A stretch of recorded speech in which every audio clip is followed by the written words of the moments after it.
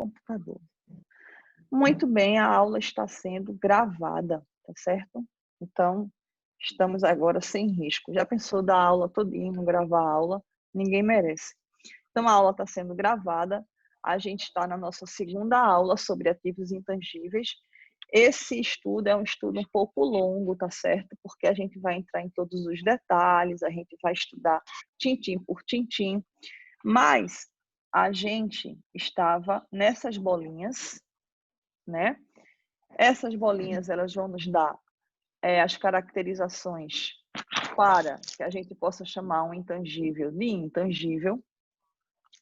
Então, o intangível é todo item, né, todo ativo, que ele pode ser identificável,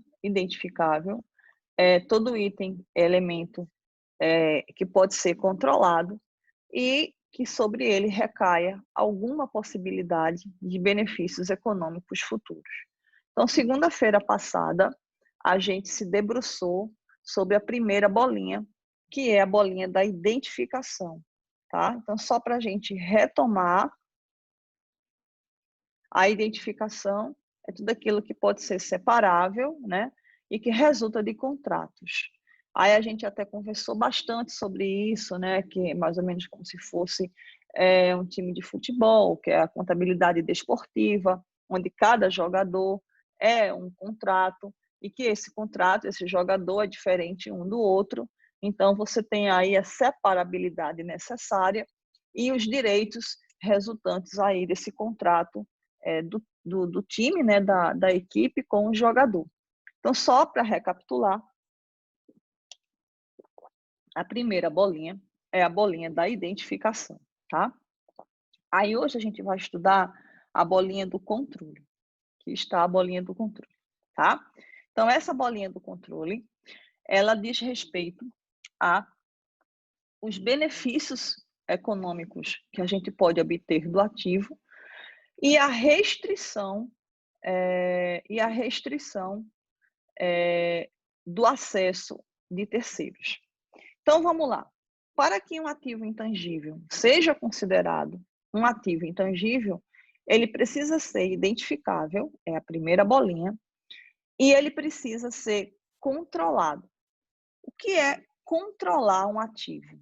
Toda vez que a gente lê essa palavra controle, controlar um ativo, esse termo controle, ele nos conduz ao seguinte pensamento.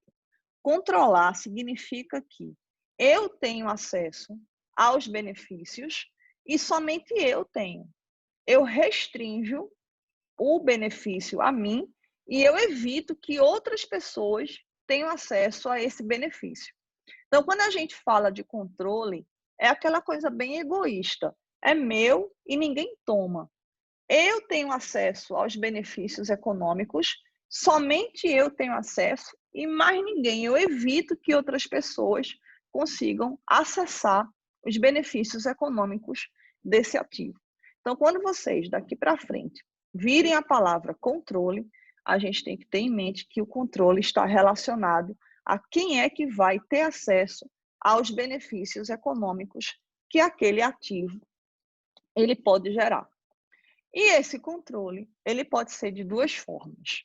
Pode ser um controle formal ou pode ser um controle não formal, tá? Vamos para o primeiro, que é mais simples, né? Um controle formal é aquele controle que advém de um contrato. Então, a gente tem um contrato firmado, onde aquele contrato diz que, seja lá o que sair daquele ativo de benefícios econômicos, seja lá o que sair daquele ativo, aquilo ali é meu, porque eu tenho um contrato que restringe os benefícios a mim. Então, eu coloquei como exemplo a aquisição de um software. Quando a gente compra o direito de uso de um software, uma licença de Office, um antivírus, e a gente paga por isso, eu não sei se vocês se lembram, porque é tudo tão automático na nossa vida, mas a gente assina um contrato, a gente clica ali no site de compra, a gente cria, a gente marca um ok ali naquele quadradinho, E a partir daquele momento a gente aceita as condições do contrato e a gente tem um contrato que nos diz, olha, você pode usar durante tanto tempo o software e você pode obter os benefícios advindos do uso desse software. Então, a partir daí, a gente acessa e a gente pode contabilizar aquilo ali como sendo um ativo intangível. Então, o controle formal é aquele que advém de um contrato sobre o direito de uso de alguma coisa e, evidentemente, a gente tem aí uma certa expectativa, uma potencialidade de geração de benefícios econômicos futuros. Então, quando isso acontece, estamos diante do ativo intangível. Então, meninos, prestem atenção aqui comigo. Primeira bolinha. Cadê a primeira bolinha? Jesus, primeira bolinha, bolinha, bolinha, bolinha. Está aqui. Então, a primeira bolinha é a identificação. A segunda bolinha, a identificação. Eu consigo identificar os contratos. Eu consigo saber quem é quem. Eu consigo dizer esse contrato é disso, esse contrato é daquilo, esse contrato é daquilo outro. Então, eu tenho os contratos nas gavetinhas, eu sei exatamente quais são os contratos. Então, isso é identificar. E o segundo, a segunda bolota, diz respeito ao controle, onde o controle é esse ativo, esse contrato é meu e só quem pode obter os benefícios econômicos sou eu, tá? Bom, e aqui a gente tem um controle, como eu falei para vocês, tá? E a gente entendeu o que é o controle formal, tá? É ótimo para atualizar os conceitos. Exatamente, Leilinha. A ideia é essa. A ideia é suave na nave, tá? Tranquilo, sem pressa, não tem prova por enquanto, não tem prova, relaxem e só curtam, tá? Eu disse por enquanto, viu, pessoal? Não é para criar o terror, não. Mas é porque quando a gente transformar isso aqui em custo de extensão, que vocês forem ter o certificado, é óbvio que vai ter prova. Mas deixa isso para depois, tá? Por hora, só aproveita, só relaxa. Então, preste atenção comigo. Esse controle, ficou claro o conceito para vocês? Dê um joinha aqui para mim, dê um ok. É o feedback que eu preciso. Joinha. Álvaro, não é para criar terror. E já criando. Mas, Álvaro, tu sabe, né, que quem é professor, né, a profissão de docente, é aquela profissão que, né, na medida do possível, a gente não precisa fazer terapia. Por quê? Porque a gente faz o mal com os outros, né? Então, assim, toda a raiva que a gente recebe do mundo, a gente pega e descarrega nesse terrorismo de prova. Não, estou brincando. Não, Adri, eu não estou brincando. Não. É que eu vou precisar. Aí se aveste, não. Eu chamo de slaves. Que é isso, Álvaro? Que é isso? Tô brincando. Não, não. Vai ser suave. Vai ser suave. Relaxa. Aproveitem. Tu é mal, né? Eu também sou. Bom, e aí esse controle, ele é relacionado a um contrato. Já sentiu frio na barriga em pensar em prova, Jéssica? Que é isso? A gente precisa mensurar o conhecimento de vocês para fornecer um certificado de que vocês tiveram acesso àquele conhecimento, né? Então, a gente precisa mensurar esse conhecimento de vocês. Mas fiquem tranquilos. Conceito de prova, para mim, é um conceito diferente de prova que a gente é acostumado aí a ver, tá certo? Fiquem tranquilos. Relaxe e aproveite.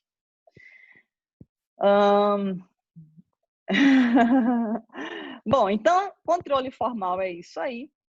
E o que vem a ser o controle não formal?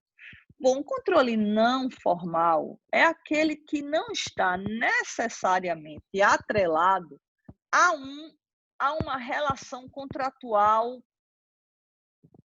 típica, a uma relação contratual padrão.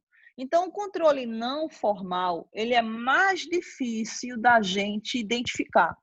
Mas a gente vai dar aqui algumas pistas para vocês entenderem como é que funciona esse danadinho desse controle não formal. Então, algumas reflexões, e a primeira delas é o dever de lealdade. O que quer dizer isso? Uma entidade é detentora de conhecimentos técnicos que podem gerar benefícios econômicos futuros. Uma entidade, ela detém know-how, e esse know-how possibilita a geração de benefícios econômicos futuros. O conhecimento esse know-how, ele é compartilhado por todos os empregados da entidade. Contudo, esses empregados possuem o dever legal de manterem a confidencialidade sobre aquele conhecimento. Então, vamos devagarzinho, vamos ler novamente com calma para todo mundo entender. Imagine aqui uma empresa que ela tem um determinado know-how sobre algum tipo de produto ou serviço. Algum tipo de desenvolvimento de produto, algum tipo de fórmula, algum tipo de manipulação química, algum segredo ali de produção. Quem está com a mão na massa naquela produção conhecem esse know-how, conhecem esse segredo. No entanto, eles possuem, na sua contratação, eles firmaram lá um compromisso de manterem a confidencialidade sobre aquele conhecimento, sobre aquele know-how. Então, tendo em vista que os empregados possuem o dever legal, porque está no contrato que eles firmaram com a empresa, de confidencialidade, espera-se que eles guardem sigilo sobre este conhecimento. Se isto for verdade, ou seja, se realmente isso acontece, tá? Configura-se a situação do controle sobre aquele know-how, sobre aquele conhecimento desenvolvido. E aquela construção do conhecimento pode ser considerado como sendo um ativo intangível. Deu para vocês entenderem? É um conhecimento que foi desenvolvido, um sistema de produção, uma fórmula, alguma coisa, algum componente químico. Ai, Moniquinha, quer mais? É uma alquimia ali que foi criada, um produto, um processo, um troço qualquer, que nós aqui desenvolvemos. No entanto, nós temos o compromisso legal, tá certo? De confidencialidade. Então, esse compromisso de confidencialidade permite que aquela entidade que nos contrata, aquela entidade que é a nossa contratante, somente ela vai ter acesso aos benefícios econômicos advindos daquele conhecimento. Então, digamos que eu e Helenildo, meu sócio, eu nem sei se Helenildo está aí. Helenildo, tu está por aí, meu filho? Diga sim ou não. Tá. Então, como é que ele vai dizer não? Então, veja só, imagina que eu e Helenildo, a gente tá, né, Helenildo? Diga não, como, minha filha? Só se for por reunião mediúnica. Mas vamos lá. Então, imagina que eu e Helenildo, a gente desenvolveu, nós somos engenheiros químicos, né? Na verdade, a gente mente para todo mundo, a gente é engenheiro químico. E aí a gente criou uma fórmula mágica da juventude, um creme maravilhoso, Moniquinha, que a gente bota na cutis, rejuvenesce 20 anos, pretinha. Imagine só. E o cabelo fica louro e liso, maravilhoso, tudo de bom. Aí o que acontece? Zero cabelo branco, viu, minha preta? Volta tudo, fica maravilhoso. Aí o que acontece? A gente desenvolveu esse conhecimento, então o conhecimento está na nossa cabeça, tá? Mas a gente tem um contrato com a empresa, onde a gente não pode repassar isso para frente, né? E a gente tem que guardar esse segredo. Esse segredo é esse produto, essa fórmula, essa alquimia, ela fica com a empresa. Então, todos os gastos que a empresa teve para que a gente, eu e Helenildo, para que a gente pudesse desenvolver esse produto, isso daí é considerado ativo intangível, tá? Joyce, porque a minha fé é que esse produto exista, entendeu? Esse creme que você bota assim, estica tudo, fica tudo bonitinho, cabelo sem cabelo branco, maravilhoso. Tudo de bom na vida de uma mulher. Melhor do que isso, só promoção da Arizo. Mas volte lá, preste atenção. Então, se esse conhecimento... Aí, veja só, o que eu estou querendo discutir com vocês é o capital intelectual. De quem é esse capital intelectual? Isso, exatamente, Vila Nova, não sei como é o seu nome, deve ser o sobrenome. Então, exatamente, isso é muito comum na indústria de medicamentos, tá? Muito comum, muito comum, muito comum. Então, de quem é Vila Nova? De quem é o conhecimento? O conhecimento é nosso, que está na nossa cabeça, tá certo?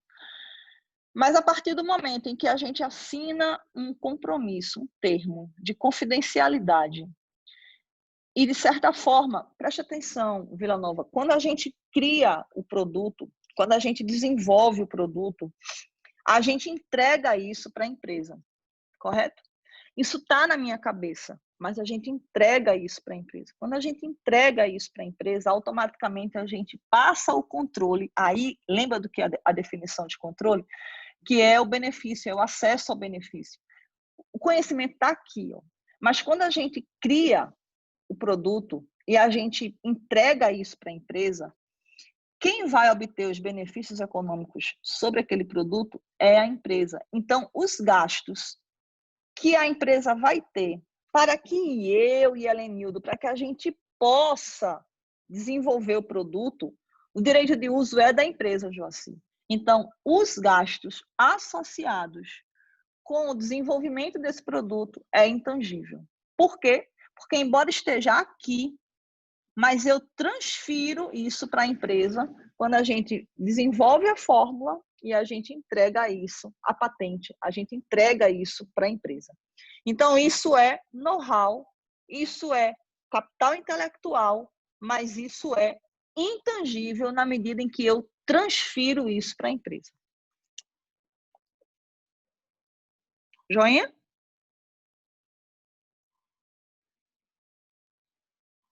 Ok, pessoal. Tranquilo? Oi, Sil. A empresa pode restringir o acesso. Ai, Álvaro escreveu alguma coisa e passou. Deixa eu voltar para onde é que Álvaro está. Ele pode restringir o acesso desse conhecimento por terceiros. Exato. Ele restringe porque o conhecimento é dela agora. A partir do momento que a gente entrega para ela, somente ela vai ter acesso. Item 13 do CPC. Qual seria a contabilização na empresa? A contabilização... Ai, meu Deus, cadê meu mouse? A contabilização na empresa, na PJ que transferiu, Felipe. Fio, veja só. A contabilização é relativamente simples. Eu vou debitar ativo e eu vou creditar disponibilidades, tá? A contabilização é o mais simples que tem, porque é débito de ativo intangível, esse ativo aí é ativo intangível, tá? E crédito de disponibilidade. Contabilização é o mais simples. O problema é você conseguir capturar o que é esse dever de lealdade, o que é que isso implica e o mais importante, Felipe, você precisa entender se isso daí, exatamente, Jéssica, como mensurar, mas vamos tentar responder primeiro a pergunta de Felipe para a gente ir, como diria Jack, por partes.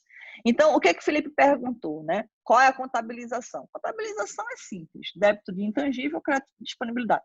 O que Felipe tem que entender é se a empresa é capaz de restringir os benefícios econômicos advindos do uso, da comercialização dessa fórmula por terceiros. Então, se você conseguir fixar isso daí, então isso daí garante o controle, que é a segunda bolinha. Então, se a gente consegue garantir isso, é ativo intangível. Diante disso, todos os gastos, Felipe, que nós tivermos de matéria-prima, de insumos, energia elétrica, aí vai entrar a contabilidade de custos, tá certo, Felipe? Porque você vai abrir um centro de custos para esse projeto, certo, Fio? Então, abra um centro de custos para esse projeto, parte do meu salário é custo, é a construção do ativo, parte do salário de Helenildo vai para a construção do ativo. Se eu e a Helenilda a gente for full time nesse projeto, então nossos gastos vão entrar como custo. O que mais? Energia elétrica, aí é centro de custos. Aí vamos embora com contabilidade de custos em nome de Jesus e a gente segue, rateia para lá, custo direto, custo indireto, belele, bololó, bululu, e a gente vai construindo o ativo intangível da gente. E vai construindo, vai construindo, vai construindo. Enquanto o contrato estiver vigente, Joaci. E Joaci falou uma coisa super legal.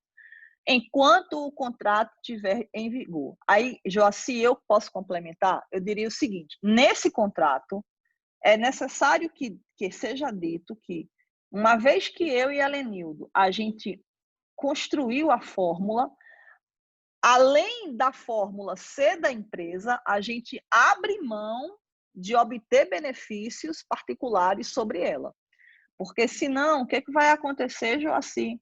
Eu e a Lenildo, quando terminar o nosso tempo, a gente se pirulita, a gente constrói a mesma coisa. Aí é como a gente abre a patente. Mas a gente abriu a patente, então a empresa perde o controle. Quando ela perde o controle, então automaticamente eu tenho que descarregar aquilo ali, porque aquela segunda bolinha chamada de controle já não existe mais. Em outras palavras, numa indústria de fármacos, quando a patente ela é quebrada, escuta o que tia vai falar.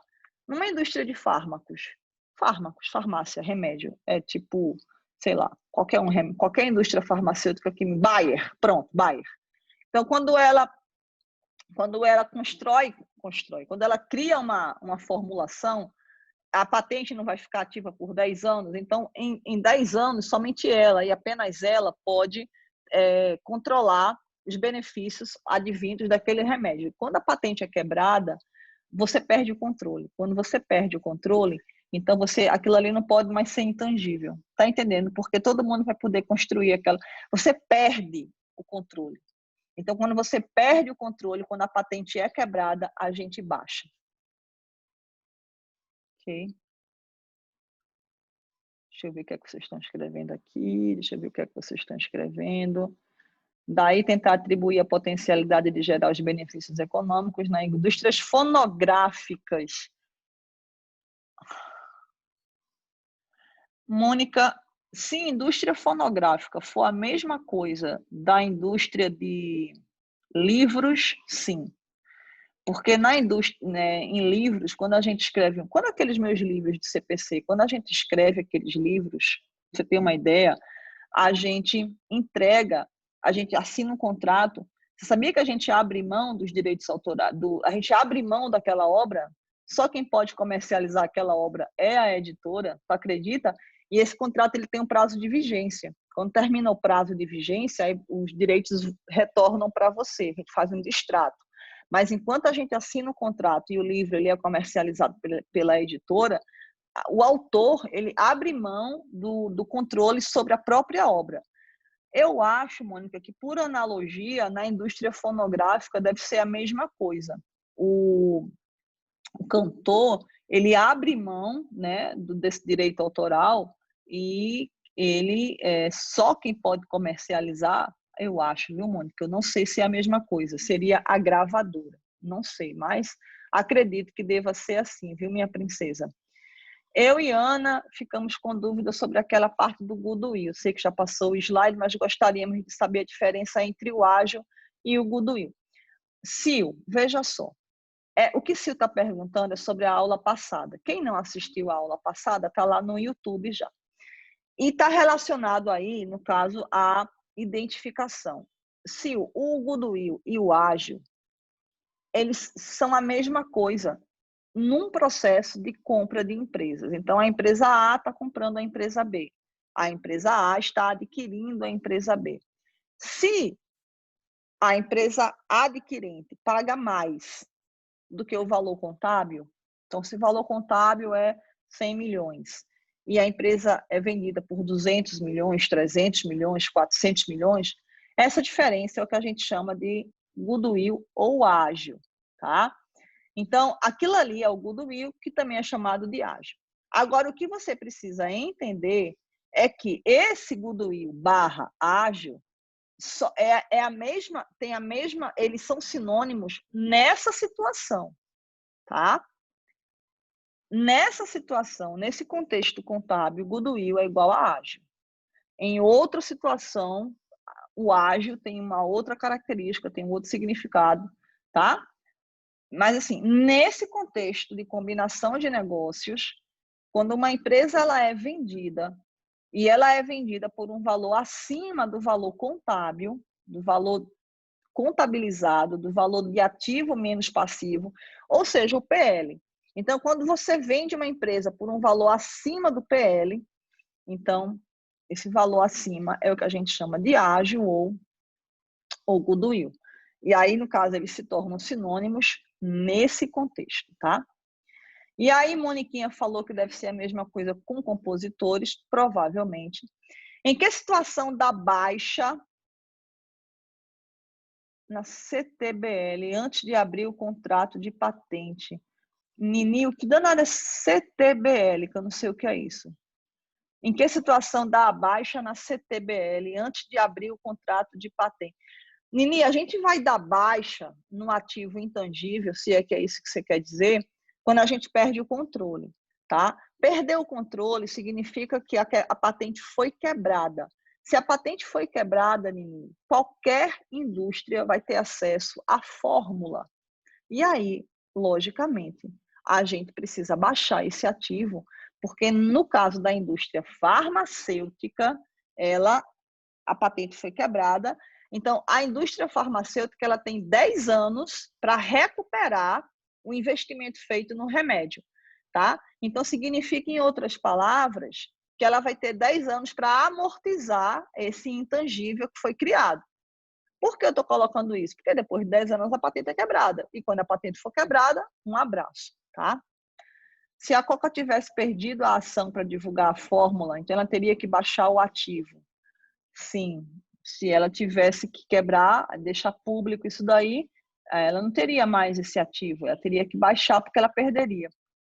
É que verificamos um conceito que a mais-valia era o valor justo menos o valor contábil. E é isso mesmo, o goodwill é a diferença entre o valor pago e o valor justo.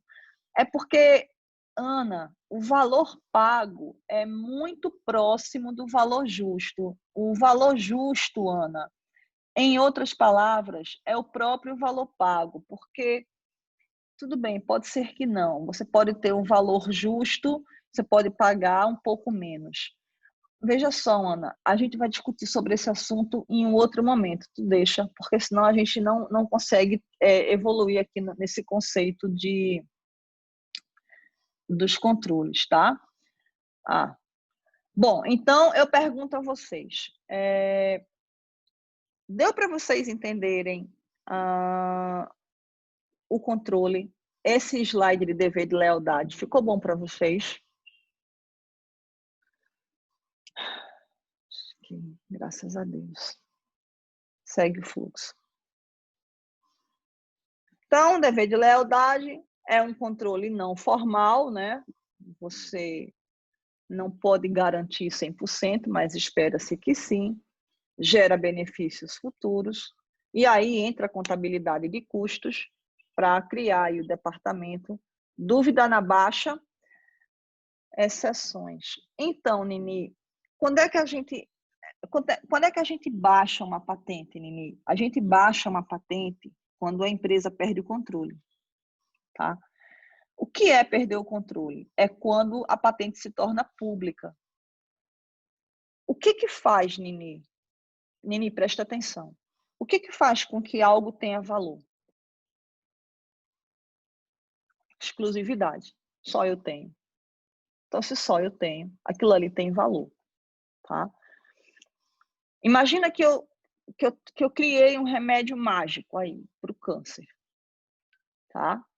Então, somente eu conheço aquela fórmula, somente eu. E eu gastei uma fortuna para poder chegar naquela fórmula mágica lá, tá? E mais ninguém tem acesso àquele componente, àquela mistura química, aquela alquimia. Só eu tenho. Então, aquilo ali gera benefícios econômicos só para mim. E eu cheguei naquela fórmula porque eu investi muita grana para poder chegar até ali. Entende, Nini? Então, eu gastei muito para poder chegar naquele componente químico que é a fórmula mágica. Somente eu tenho acesso àquela fórmula. Então, eu controlo todos os benefícios que aquela fórmula pode gerar e aquilo ali só gera para mim. É um intangível. Mas eu estou num país que possui uma lei e que diz assim, ok, você é escassez gera valor, Cícero. Palavras mágicas.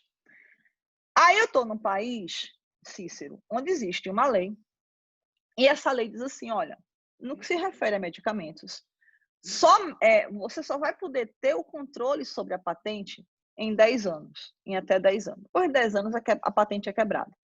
Aí, Cícero está de olho nesse remédio, tá? Cícero, eu vou brincar com você, já peço desculpas por isso, tá? E aí, o que acontece? Cícero está de olho, né? Está de olho ali no balaio. Quando a patente for quebrada, eu pergunto, qual é o gasto, qual é o investimento que Cícero vai ter para criar, zero, porque a patente foi quebrada. Então, qualquer um de vocês vai poder seguir aquelas formulinhas e vai chegar no remédio. Então, eu perco o controle. Ou seja, Nini, eu vou investir, eu vou criar o intangível e ele vai ser amortizado em 10 anos. Exatamente, é o caso dos genéricos, Cícero. Okay? Então, em 10 anos, ele vai ser amortizado. Por que ele vai ser amortizado? Porque é o tempo que eu tenho da patente. Quando a patente for quebrada, eu já amortizei. Por que eu vou ter que amortizar? Porque eu perco o controle. Por que eu perco o controle? Porque se torna público. E aí aquela segunda bolinha vai para o saco, que é a restrição a que apenas eu ganhe com aquele medicamento. Qualquer um pode ganhar agora, porque a patente foi quebrada. Turma linda que Deus me deu para cuidar. Todo mundo entendeu direitinho esse slide até aqui, tá tudo certo?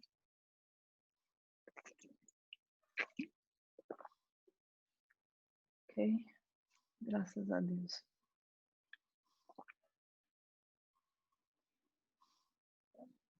Então, aqui, ok.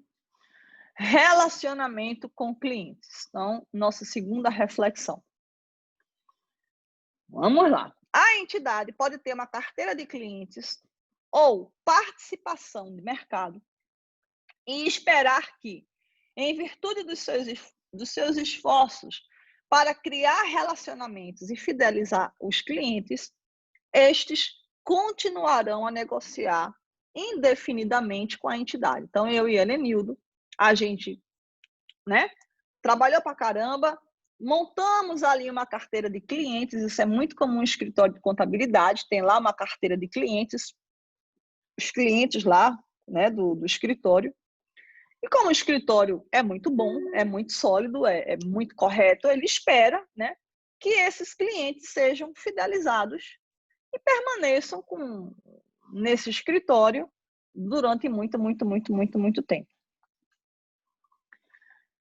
No entanto, a ausência de direitos legais de proteção ou outro tipo de controle sobre as relações entre os escritórios de contabilidade e os clientes faz com que a entidade não tenha controle suficiente sobre os benefícios econômicos previstos, gerados do relacionamento com os seus clientes e da sua fidelidade, para considerar que esses contratos firmados se enquadrem na definição do ativo intangível.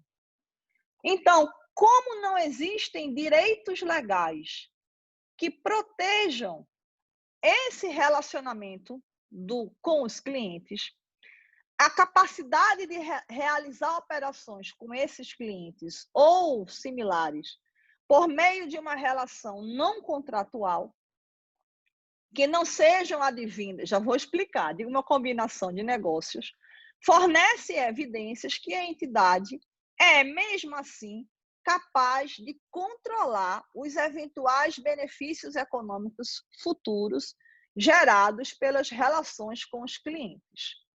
Então, uma vez que tais operações também fornecem evidências que esse relacionamento com clientes é separável, ele pode ser definido como um ativo intangível. Então, só para a gente finalizar, relacionamentos com clientes pode ser, você pode estimar que aquilo ali vai permanecer por muito e muito tempo, gera benefícios econômicos futuros e é um ativo intangível. Mas vamos voltar para que a gente possa entender isso com calma, tá? Então, até que ponto relacionamento com clientes pode ou não vir a ser ativos intangíveis? Lembrando que relacionamento com clientes tem todo um esforço para que a gente consiga chegar nesse relacionamento, nessa carteira com clientes, tá? Vou dar o exemplo de bancos. Presta atenção. Imagine que eu e a Helenilda, nós temos um banco. A Helenilda, a gente agora evoluiu na vida, a gente é banqueiro, tá? Então, vê só. Aí a gente tem um banco. E nós criamos uma carteira de clientes, tá? O que vem a ser essa carteira de clientes? Relacionamentos que nós tivemos, que nós construímos, e esses clientes fazem parte da nossa carteira. Até aqui tudo bem? Eu e Helenildo, milionários, banqueiros, temos um banco e nós temos uma carteira de clientes. Moia, é porque a gente está aqui, porque a gente gosta de dar aula, mas a gente é multimilionário. Meninos, prestem atenção. Até aqui tudo bem? Então, Vila Nova, é um ativo oculto. Isso, é um ativo oculto. É um conglomerado financeiro. Não é possível que vocês vão quebrar assim. Vamos, pessoal. Nós temos um banco, nós criamos uma carteira de clientes. Presta atenção, tá? Por ser uma carteira de clientes, nós não temos controle, né? A gente não pode obrigar que o cliente permaneça conosco. A gente não pode botar uma arma na cabeça do cliente para que ele permaneça conosco por toda a eternidade. Então, a ausência de direitos legais de proteção ou qualquer outro tipo de controle sobre as relações com clientes ou a sua fidelidade deles para conosco faz com que a entidade normalmente não tenha controle suficiente sobre os benefícios econômicos gerados, tá? Então, a gente não pode obrigar os clientes a ficarem conosco, porque a gente em um banco, a gente não firma um contrato de eu vou ficar nesse banco por 10 anos, eu vou ficar nesse banco por 5 anos. Mesma coisa é um escritório de contabilidade, eu não posso obrigar o cliente a ficar comigo por 2 anos. Então, não existem, o que a Tia está querendo dizer não existe nenhum contrato, nenhum tipo de formalidade que obrigue o cliente a ficar com a gente, correto? Ou seja, em princípio, não poderia ser um ativo intangível, porque a gente não controla o tempo que o cliente permanece conosco. Até aqui tudo bem? Até esse slide está tudo certo? Uma operação de mútuo, onde a empresa empresta um valor para seu cliente montar seu negócio, no valor está quitado com o consumo, seria um controle. Fabinho, já respondo você. Vamos terminar aqui esse slide. Tá? Então, em princípio, não seria um ativo intangível. Ocorre que, onde é que a gente está agora? Tá? Ocorre que, em alguns casos, tem cláusula de fidelidade. Ah, sim, Moniquinha, quando tem cláusula de fidelidade, beleza, mas vamos pensar que não tem a cláusula de fidelidade. Na ausência de direitos legais de proteção do relacionamento com clientes, a capacidade de realizar operações com esses clientes ou similares por meio de relações contratuais fornece evidências de que a entidade é, mesmo assim, capaz de controlar eventuais benefícios econômicos futuros. Ou seja, mesmo que não existam contratos que fidelizem o cliente, aí não é o seu exemplo, tá certo, Mônica? É uma situação normal. Ainda assim, a gente tem alguma evidência, por conta do histórico, de que os clientes, eles vão permanecer conosco, com a empresa, tá?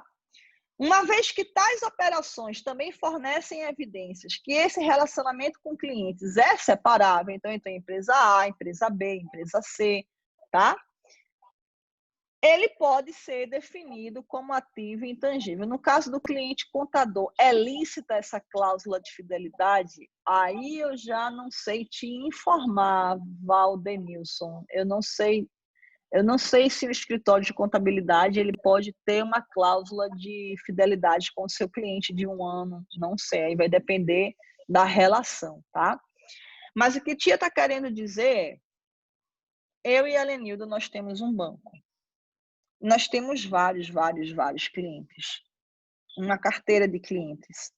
Nós temos como nossos clientes o Grupo João Carlos Paz Mendonça, o Grupo Ser Educacional, o Memorial Santa Joana lá. A gente tem vários hospitais, hotéis, fábricas.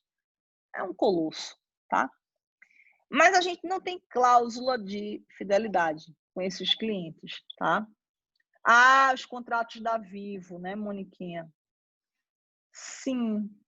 Mas, Mônica, lembre-se que é 1 ano. Dentro de 1 ano, você amortiza tudo. Então, você não pode considerar isso como ativo intangível, porque para ser ativo intangível, você teria que ter uma vida útil de mais de 1 ano, tá? Turminha, volta aqui para mim. Então, imagine esse banco que tem vários clientes. Não existe cláusula de fidelidade, não existe nenhum tipo de contrato que amarre a permanência desse cliente com o banco. No entanto, mesmo assim, olha bem para a tia, mesmo assim, essa carteira de clientes, ela pode ser considerada um ativo intangível, na medida em que existe um histórico e espera-se que esse histórico permaneça gerando benefícios econômicos futuros. Então, nesse caso, em particular, essa carteira, esse relacionamento com clientes, embora não seja com uma contratualização de fidelidade, é considerado um ativo intangível oculto, mesmo sem um controle, Álvaro. Álvaro, imagina agora, falando sério, o Itaú e o Unibanco. Vocês lembram dessa história do Itaú e do Unibanco? O Itaú comprou o Unibanco, isso em 1800 e bolinha. Pergunta de $1 milhão. Por que foi que o Itaú comprou o Unibanco?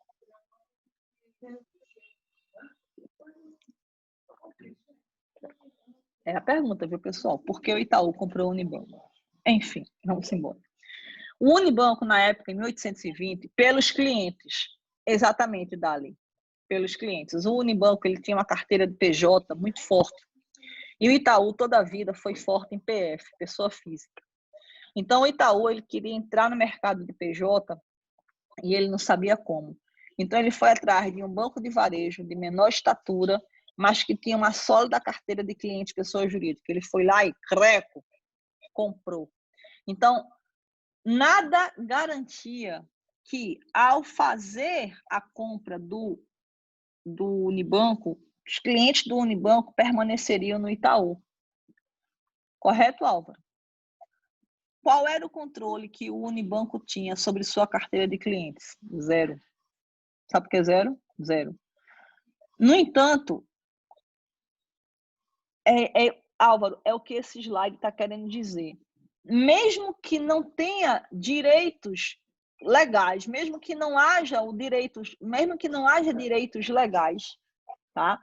A capacidade de permanecer a realizar operações com esses clientes por meio de relações não contratuais que obriguem a que o cliente fique no Unibanco, Mesmo assim, existem fortes evidências que esses clientes continuem após a aquisição do Itaú, do Unibanco pelo Itaú. E isso faz com que a gente possa chamar isso de ativo intangível.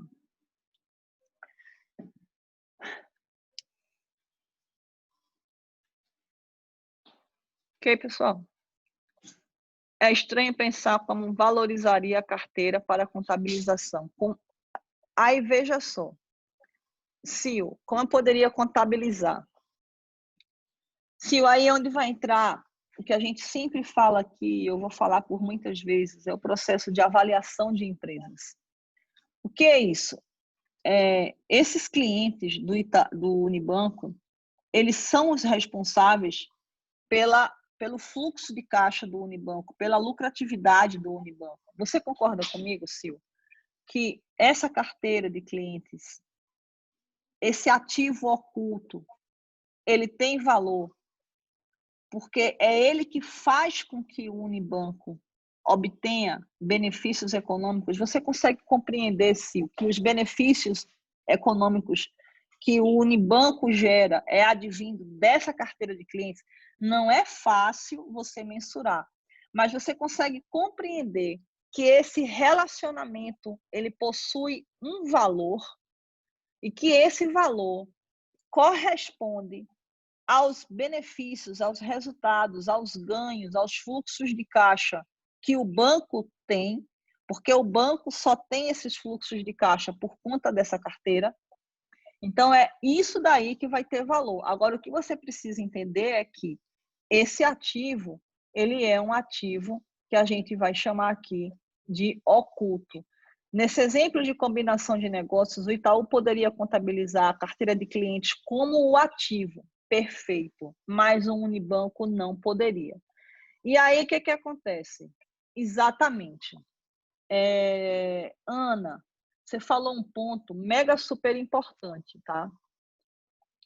Visto que a Compesa é a única fornecedora de água, a carteira de clientes é ativo intangível? Eu acho que sim, Joaci, com certeza. Se a Compesa, no caso, ela fosse comprada por uma outra empresa, não é isso que você está falando? Se a Compesa ela fosse adquirida por uma terceira empresa, a carteira de clientes da Compesa, sem dúvida nenhuma, seria um ativo intangível. Mas eu quero voltar para Ana. Cadê Ana aqui? Ana, eu queria conversar com você sobre sua pergunta.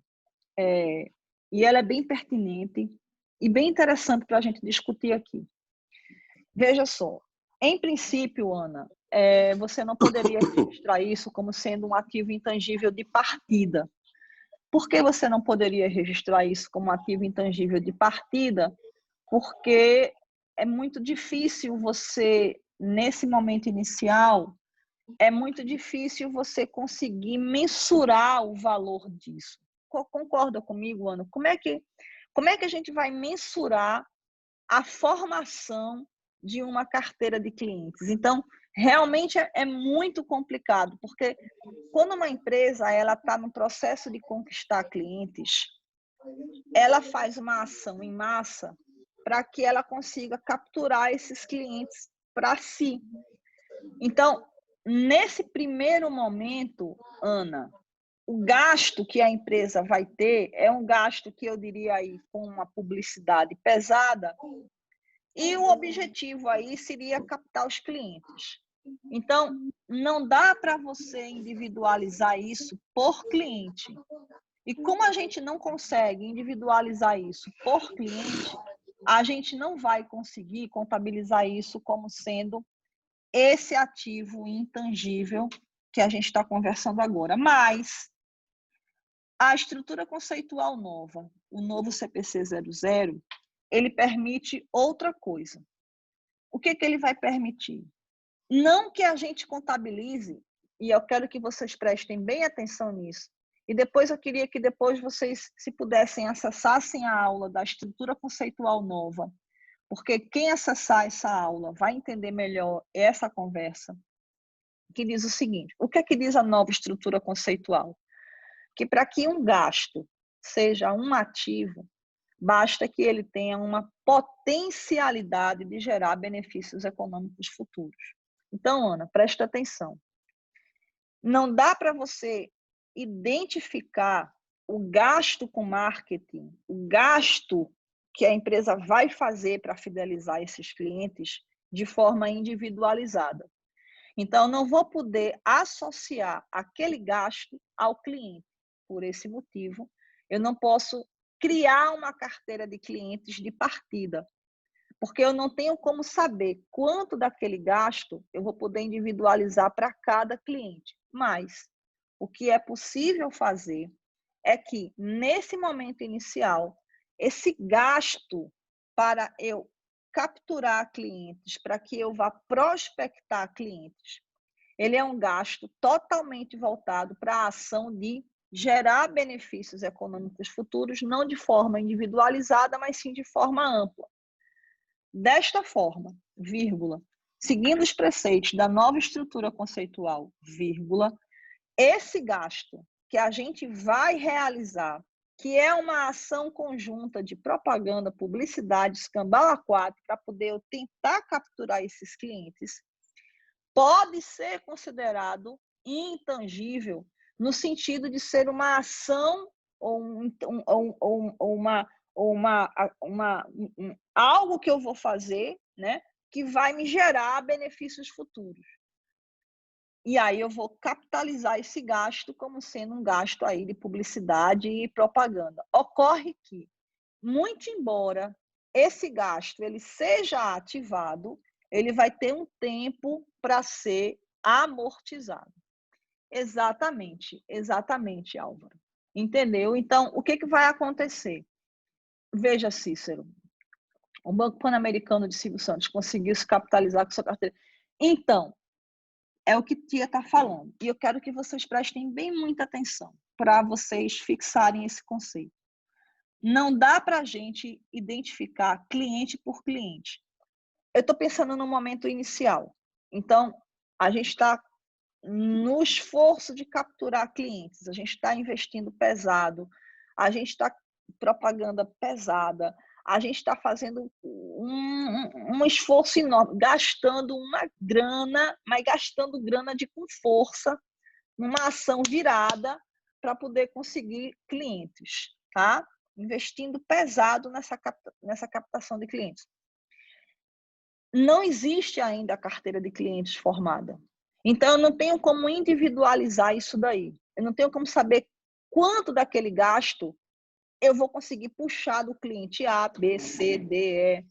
Conseguem entender? Esse gasto ele é um gasto geral, com o objetivo amplo de capturar clientes. Então, não é um ativo intangível de carteira de clientes, mas é um ativo intangível relacionado ao esforço, ao investimento de propaganda, publicidade e marketing, para que eu consiga obter benefícios econômicos futuros. Claro que esse ativo ele vai ser capitalizado, ele vai ser ativado no balanço como sendo um ativo intangível. Por que intangível? Porque eu vou fazer esse esforço com o objetivo de obter benefícios econômicos futuros, e quem vai obter sou eu e mais ninguém, porque se sou eu que estou tentando fidelizar o cliente, consegue perceber isso, Álvaro? Eu vou gastar dinheiro, eu vou investir em propaganda e publicidade para que eu consiga ter retorno com isso. Então, eu vou tentar investir para controlar esses benefícios, eles vão ser meus. Esse esforço ele pode ser considerado como ativo intangível por um tempo. Eu capitalizo e vou deixar aquilo ali capitalizado por um tempo.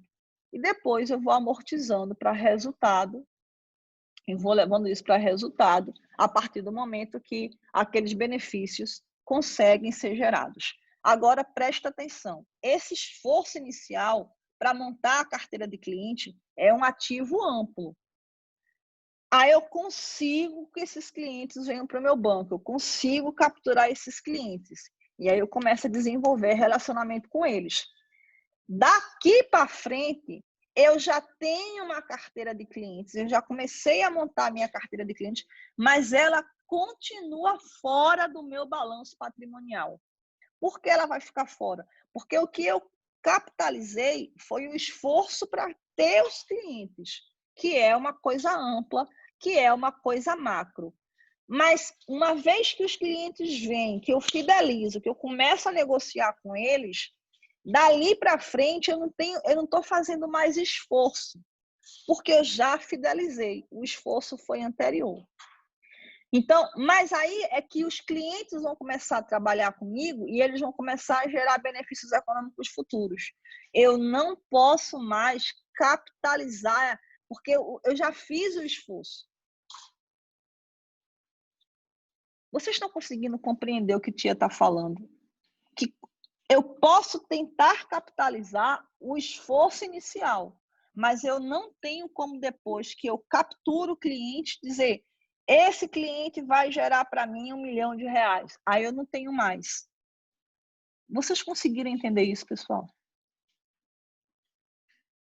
Mas vocês também entendem que uma vez que esses clientes estão comigo e que eu for vendida para uma terceira empresa, essa carteira de clientes que eu não pude capitalizar, ela tem valor e ela vai ser contabilizada pela empresa adquirente.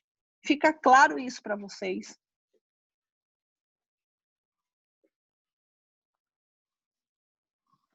Vocês também conseguem entender que esse esforço inicial amplo, ele pode vir a ser capitalizado de acordo com o preceito da nova estrutura conceitual, porém de forma ampla e não individualizada, e que eu vou amortizar isso em um determinado período. Vocês entenderam isso também? Graças a Deus.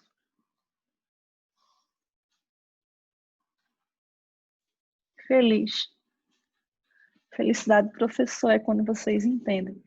Porque a empresa compradora agiu para adquirir em função de evidenciar essa carteira, mesmo que a comprada não tenha ativado. A empresa que foi comprada, ela não consegue ativar, Álvaro. O que ela consegue ativar, de acordo com a nova estrutura conceitual, é aquele esforço inicial. Mas aquele esforço inicial, ele é amplo. Eu não consigo identificar qual cliente eu vou pescar quando eu jogo a rede, entende? Então, é por isso que eu não consigo individualizar o gasto com a carteira de cliente, eu não consigo. Mas uma vez que a carteira de cliente ela é formada, a empresa adquirente vai poder contabilizar isso. Turma, dá um joinha aqui para saber se vocês entenderam.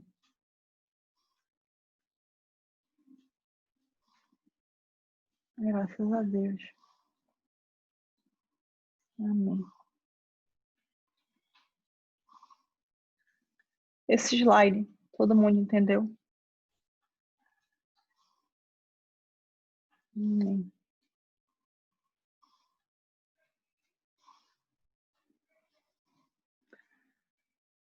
Quando eu comprar uma faculdade com o número X de alunos. Exatamente, Gil. Faculdade com a carteira de... Faculdade, a própria carteira de cliente da Compesa, tudo isso.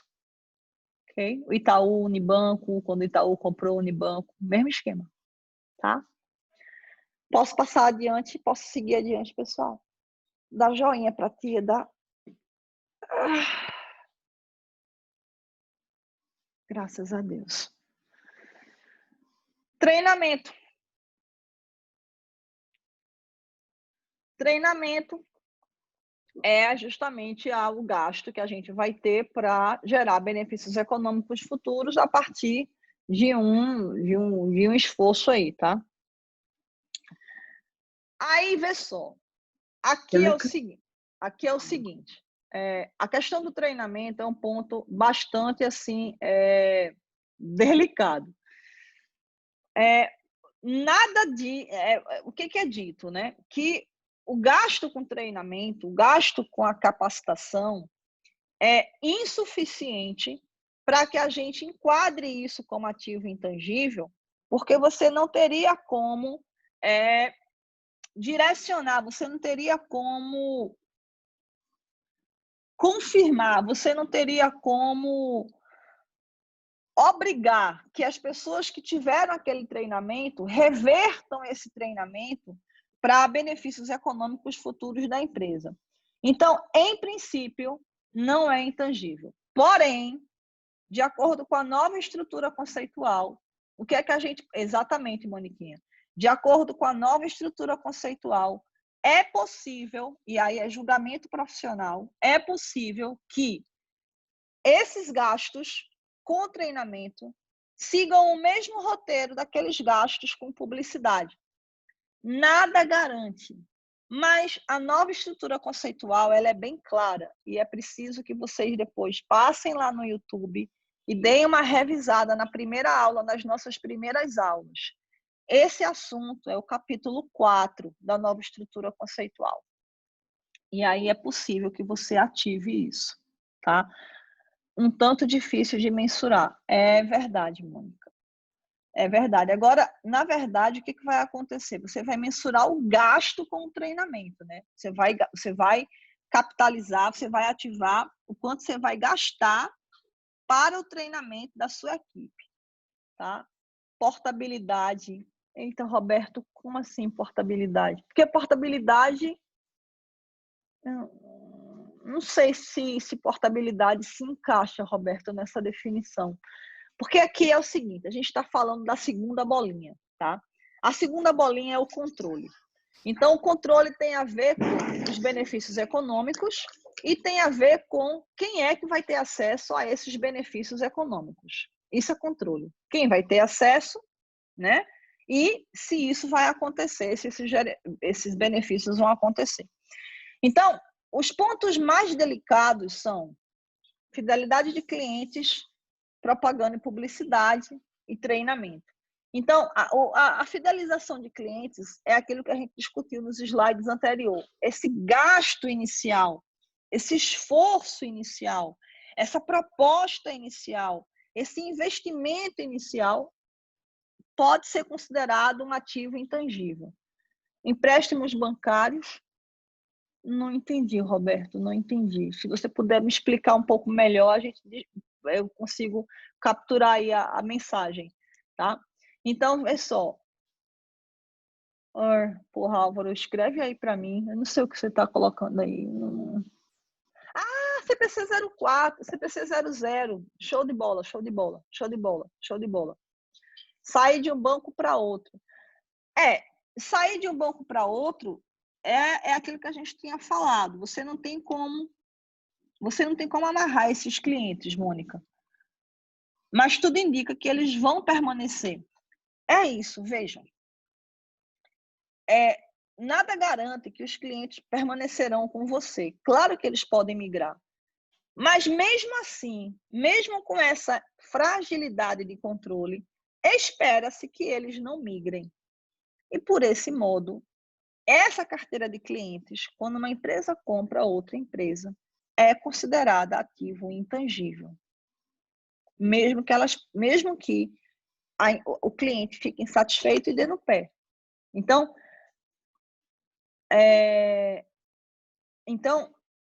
o cliente pode exercer a portabilidade? Pode. O cliente pode sair de um banco para outro? Pode. Aquela carteira de clientes inicial que foi negociada, ela pode virar pó? Pode. Mesmo assim, ela é intangível? No momento inicial, sim. No momento inicial da compra, torna-se um ativo intangível. No momento seguinte, a gente vai testar, aí é onde vai entrar a recuperabilidade de ativos, a gente vai testar se aquela carteira ainda existe. Se aquela carteira ainda existe, o valor pago por ela permanece. Se os clientes migraram, o valor diminui e é onde vai entrar a perda na irrecuperabilidade de ativos. Tá? Acho que está falando se o cliente vai para outro banco, se o cliente oferecer algo melhor. Não. Aí eu não posso capitalizar isso, Marcelo. Eu não posso, quando o cliente vai para outro banco, quando ele exerce a portabilidade e ele vai para outro banco, essa passagem do banco A para o banco B, isso não se configura em um movimento contábil que faça nascer um intangível. Por que isso? Por que eu não posso contabilizar a portabilidade como um intangível? Porque a gente não paga por isso. Eu vou debitar o ativo intangível e eu vou creditar o quê? Percebe? Porque para que o intangível nasça, eu tenho que ter o esforço da aquisição ou foi uma doação. Então, eu debito intangível e credito bancos, ou credito receita de doação, credito qualquer coisa. Mas se um cliente insatisfeito com o banco A faz a portabilidade para o banco B agradece. Mas o banco B não pode contabilizar, porque ele não tem, ele não vai ativar esse cliente, percebe? Porém, a carteira de clientes do banco B ficou melhor, ficou maior. É novamente o ativo oculto. Se o banco B for comprado pelo banco C, aquele cliente que fez a portabilidade vai engrossar o caldeirão lá do banco B. E o gasto com treinamento é a mesma pisada. Nada garante, mas de acordo com a nova estrutura conceitual, ele pode sim ser considerado ativo intangível. Aí Álvaro me ajudou, colocou o pronunciamento CPC 00, seção 4. Se puder, dê um linkzinho, pessoal, nesse que Álvaro colocou, vai levar vocês direto para lá, se puder, tá? Aí Álvaro, meu assistente de palco, agradeço bastante. Pessoal, até aqui tudo certo? Todo mundo entendeu? Tranquilo? Graças a Deus. Posso confiar, né, pessoal, que deu certo. Mesmo, né? Pronto. Então, pessoal, essa é a nossa segunda bolinha. São 15 para as 9. Se uma empresa ela for reconhecida, ter um excelente nível de aproveitamento dos seus treinamentos, no caso de venda, ela poderia ser considerada como ativo intangível. Sim, senhor, Joaci. Perfeito. Positivo e operante. Turminha linda, que Deus me deu. Identificação nós vimos. Controle nós vimos. Próxima segunda-feira, se Deus quiser, a gente vai trabalhar com a existência de benefícios econômicos futuros, que é a nossa terceira bolota, tá certo? Então, terminamos a aula por hoje. Muito agradecida, vai estar no YouTube. Amanhã, se vocês puderem, se vocês tiverem aí interesse, a gente vai estar no nosso Instagram e a gente vai estar falando sobre debentures, tá? Mercado financeiro, mercado de capitais, é outra vibe, mas estão todos convidados para ir lá no Instagram e assistir sobre debentures. Bom São João a todos. Muito obrigada pela presença amiga, tá certo? Por toda essa energia que vocês passam para mim. Muito, muito obrigada. Bom São João a todos. Quem puder, até amanhã lá no Instagram, tá? Sua pergunta fica para frente. Eita, Fábio, eu nem lembro mais, mas anota aí na próxima aula, pergunta de novo, tá? E é isso. Fiquem com Deus. Muito obrigada a todos pela participação. Para quem for me ver amanhã no Instagram, até amanhã. E a aula daqui a pouco, se Deus quiser, eu vou lançar lá no YouTube. Beijo para todo mundo. Papai do céu abençoe a todos. Um abraço bem apertado. Carinho bem grande por todo mundo, tá bom? Beijão. Depois, quem quiser se inscrever lá no nosso grupo, é só entrar naquele link que Moisés colocou. Beijo. Tchau, tchau.